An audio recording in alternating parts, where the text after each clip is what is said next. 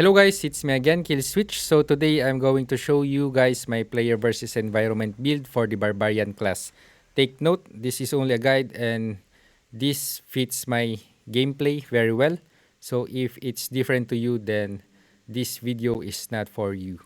For the skills, let's start Frenzy, Sprint, Wrath of the Berserker, Whirlwind, and Furious Charge. For the Paragon will be Treasure Hunter. And take note, for all of the builds, for the dungeon or raids and even the challenge rift build, the Paragon will prioritize damage first. So maximize every damage node, and the next will be armor penetration, and then go for potency. After you maximize everything, then go to life. For the set, it's better if you have at least 2 pieces Vitus Urges, and the rest will be up to you. For me, I am using 2 pieces Gloom Guide and 2 pieces Windloaf.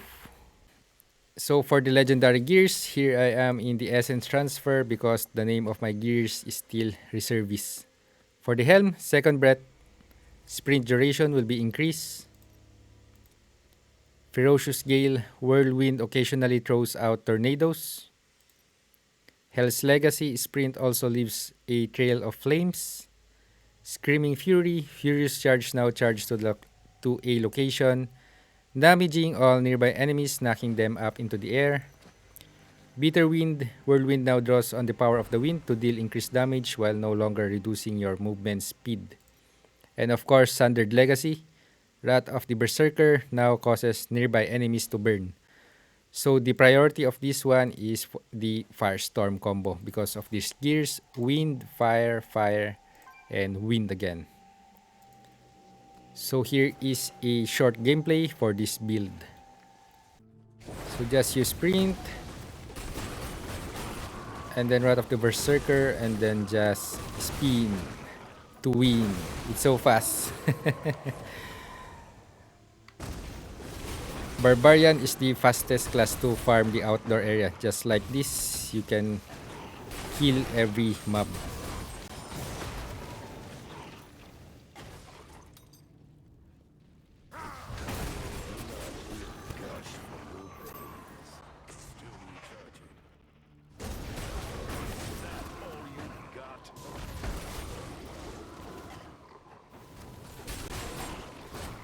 So there we go.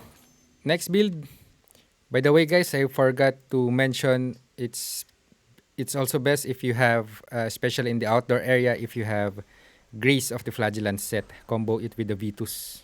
So next will be for dungeon. For the dungeon, for the set, I'm just using a random set that gives me the highest stats.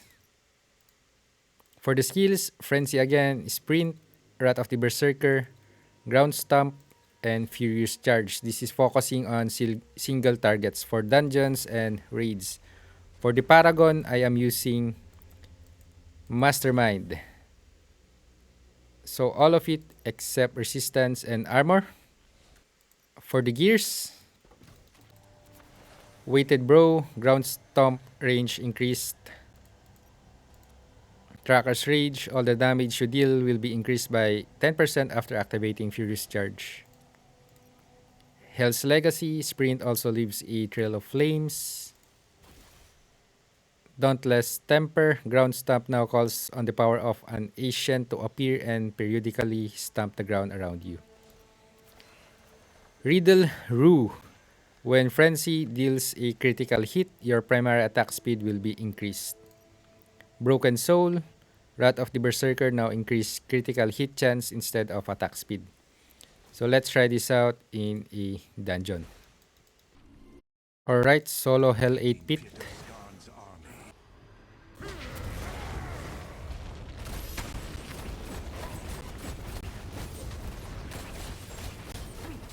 This is focusing mainly on critical hits.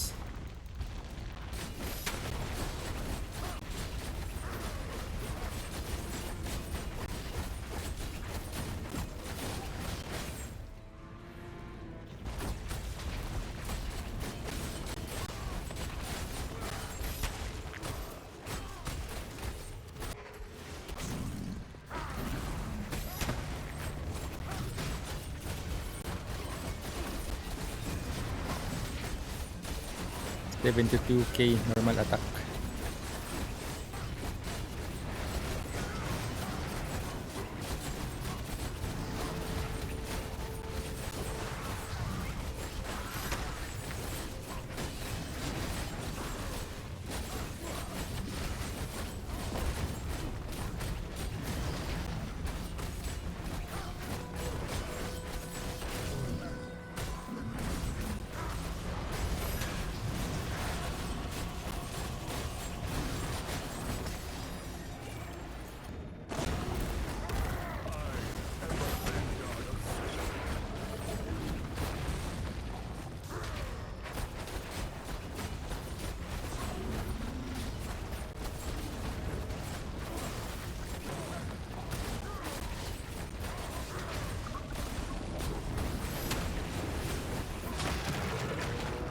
It's very easy but low damage. It's better if you also use the attack roll in your warband, because currently I am using the protector.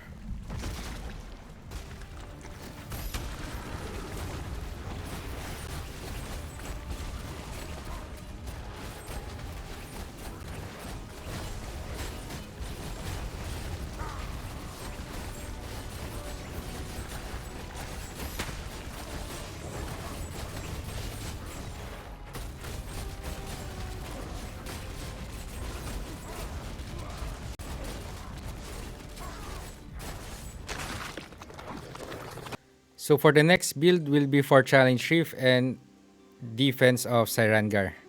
For the skills, Frenzy, Sprint, Wrath of the Berserker, Whirlwind, and Undying Rage. Once I reach the boss, I am changing Undying Rage into Furious Charge. For the Paragon, All the Way Vanquisher, 100 out of 100. For the set, use any set that gives you the highest combat rating possible, because in Challenge Reef, it doesn't matter if you have the set effects, it's better to have combat rating. For the legendary gears, Greening Effigy, taking damage during Undying Rage now triggers a counter attack. So this is like a blade mail if you are dying. Tracker's Rage, all the damage you deal will be increased after activating Furious Charge. Hell's Legacy again. Sprint leaves Trail of Flames. Screaming Fury, Furious Charge now charged to a location, knocking them up into the air. Bitter Wind, Whirlwind now draws on the power of the wind.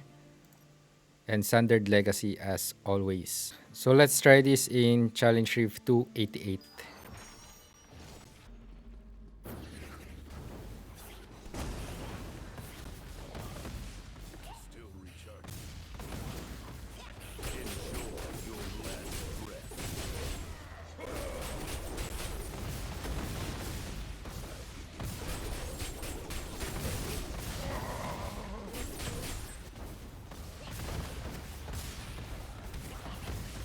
Just like this.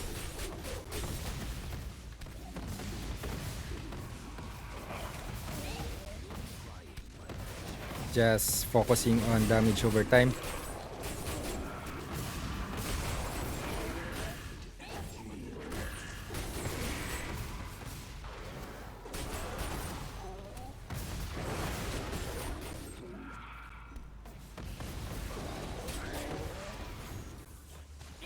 Depending on the mobs, you can also use the Furious Charge immediately. So let's try that out later. I'm going to leave it because there is a yellow. Undying Rage will be very useful here. So Undying Rage will be activated and then counter attack.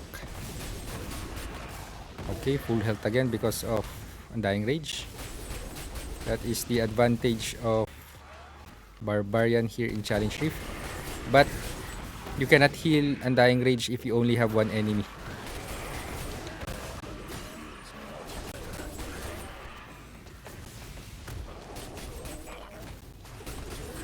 Undying Rage again.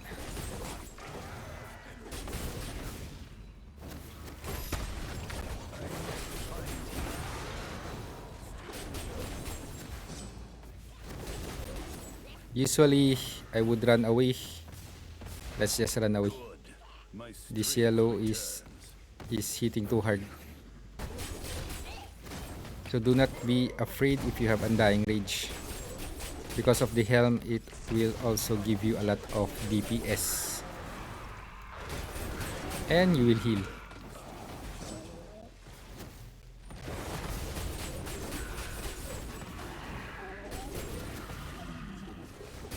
Just move around. If you use the Furious Charge, it will be better. Again, if only the enemies are easy. Let's try. Furious Charge. Replace Undying Rage. But for me, I prefer using it in the boss, even though I cannot crowd control them because there's no better pads. So for this one, just knock up the enemies.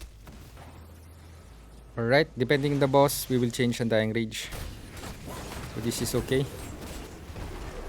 Once the cooldown of Undying Rage ends, let's replace it with Furious Charge for the 10% bonus whenever we use it. Alright, so Furious Charge. Now we have 10% bonus. So it's better if we use that skill first, and we can easily dodge attacks.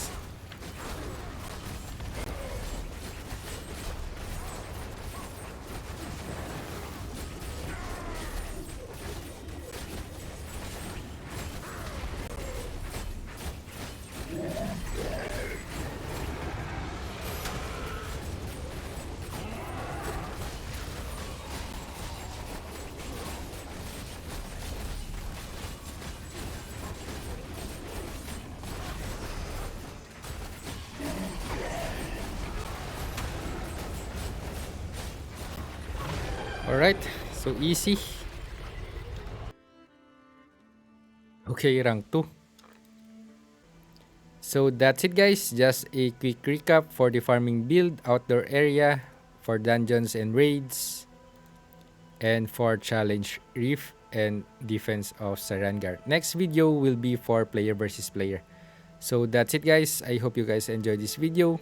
If you guys have any questions or suggestions, please feel free to comment that down below. Thank you for watching. Until next time.